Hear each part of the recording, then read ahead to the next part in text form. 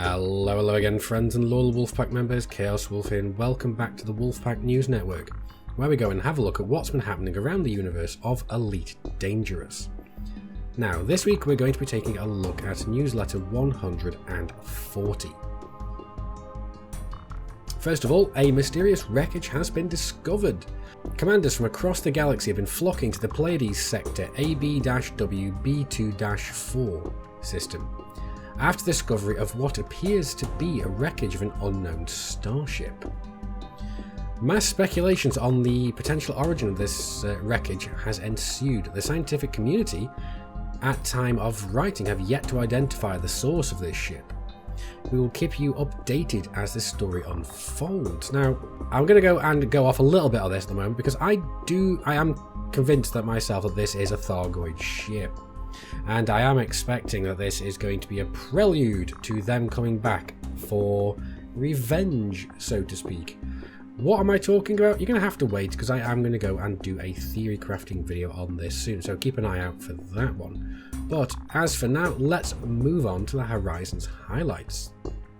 And as always, Frontier are all eternally impressed by the screenshots and videos that the community post on social media and forums. So let's have a look at what's been shown in the newsletter so far this week. First of all, Commander Sam Fiery Toad Isham, okay, so this is Fiery Toad, has accomplished an incredible feat of travelling to the 4 most distant locations in the galaxy in this week's Horizons highlights. Ooh, so they're bringing us his story.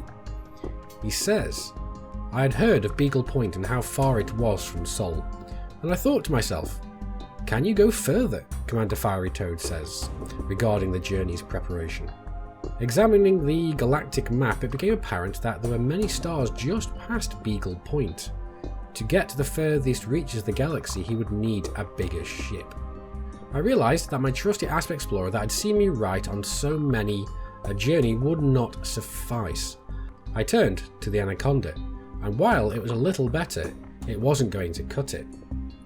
So, Fiery Toad sought out aid from an engineer named Felicity Farseer.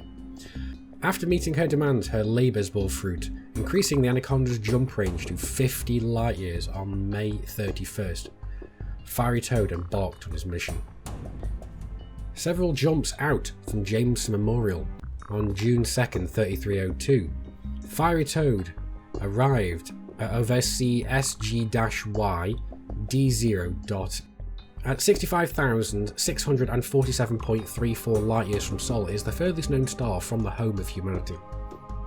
The edge of the galaxy proved a beautiful sight, but the exhibition hasn't yet satisfied Fiery Toad's appetite for adventure. On the way back, I wondered, where else could I go? He recalls. I decided to visit the furthest systems due east, west and south of the core Sagittarius A. An extended trek would push his Anaconda to new limits. Work had to be done. After another visit to Felicity Farseer, she was able to boost my FSD to a mighty 37.63 light years, or 115.47 light years using a 100% FSD injection, Fiery Toad explains. With this incredible range, he set off once again. Heading to EORM DRA XL-P D5-0, Fiery Toad stopped by the renowned Jack Station. It was a small taste of home as he ventured to the edge of known space.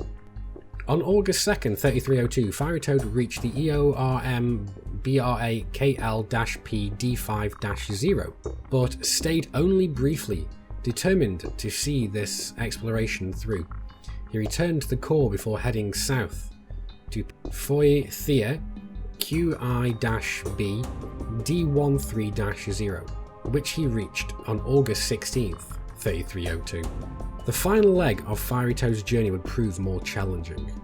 My last trip was to the eastern edge, but I took a wrong turn and went down the wrong galactic arm, he says.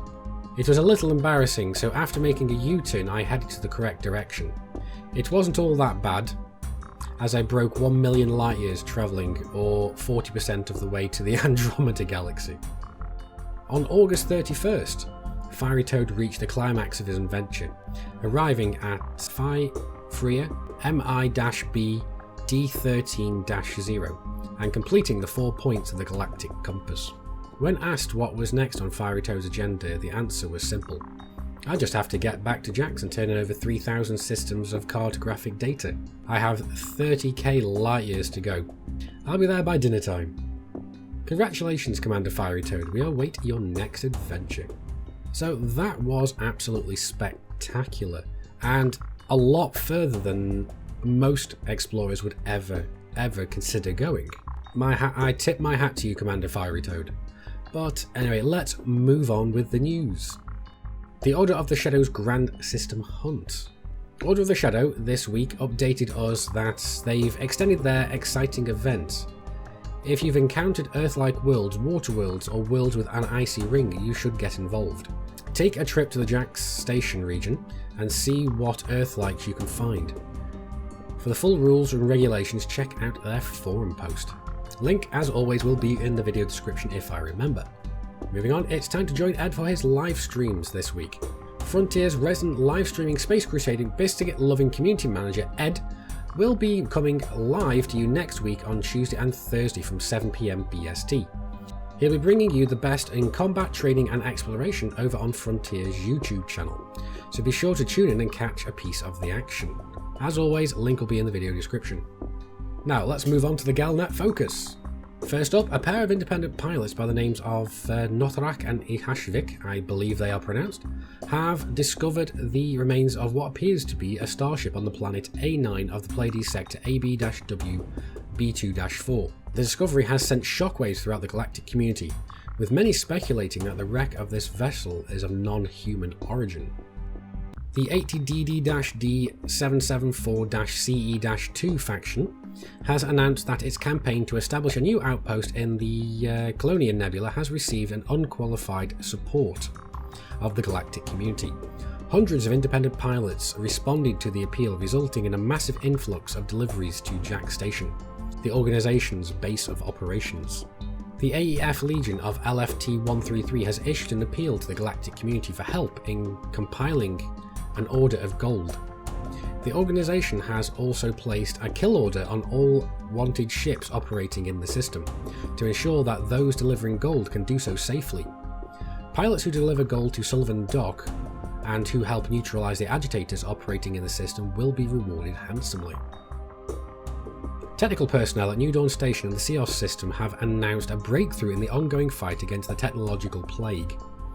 The head of the Starpoint's technical team confirmed that much smaller quantities of meta-alloys were now needed to return a malfunctioning starport to functionality. Admiral Denton Petraeus has announced that the Imperial Appeal for Construction Materials has reached a successful conclusion. A spokesperson for Marine Nobles, which helped to coordinate the campaign, confirmed that scores of Imperial pilots supported the initiative to construct 3 new Majestic-class battlecruisers. Moving on to the comms chatter. It seems that many of you are on the way to Jax at the moment, which makes for some great sightseeing opportunities. Derage88 found this Earth-like world on his travels. Derage88 isn't the only one finding some breathtaking scenes on his travels. Peace Division has to stop and take in this view as he journeys to Jax, and that is absolutely spectacular view. Commander Waterlubber is less bothered about heading to Jax and far more interested in upgrading his FSD visuals. Not quite what we had in mind there, Commander Waterlubber. But anyway guys, that's it for this week's roundup of the news. I do hope you've enjoyed it and come away somewhat more enlightened about what's happening in the universe of Elite Dangerous. As always, like the video if you've liked it, dislike it if you didn't. Neither of those good enough for you, that's what the comments are for. But anyway guys, I've been Commander Chaos Wolf, you guys have been epic. I will see you soon. And until next time, Commanders, keep flying and stay shiny.